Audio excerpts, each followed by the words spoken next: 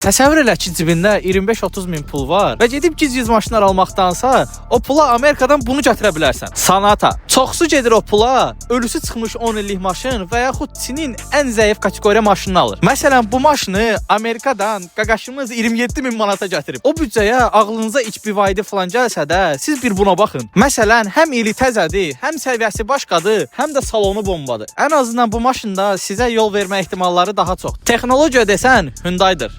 Salonu şəxsən bəyənirəm. CarPlay da var. Amma qaqaşımız qoşub işlətmir. Burada wireless chargerimiz də var. Prosta qaqamız deyəsən heç bunu da işlətmir. Onun yerinə powerbank işlədir. Məsələn, bunda cüzi elektrik işləri var idi. Amerikadan gələndə zədəsi qabaqdan idi deyə Distronic-də, buferin datiklərində, nə bilim, açarın antenasında müxtəlif errorları var idi. Hər hansı belə bir problem olduqda bura Elfa servisə Fərhad Hüseyn yanına gəlirsiniz. Errorları elə silir ki, elə bil heç elə şey olmayıb. Gedə görə usta nəyinir? Fərqi yoxdur, Hyundai'dir, Jeep Wrangler'dir, BMW'dir, Porsche'dir, Lamborghini'dir. Nə erroru, nə elektrik işi varsa, hamısını burada həll edə bilirsiniz. Nə bilim, BMW-nizdə sarı işıqlar qoymaq istəyirsiniz, nə bilim, içəridə nə istəyirsiniz dəyişin, işıq qoyun, ambiyans qoyun.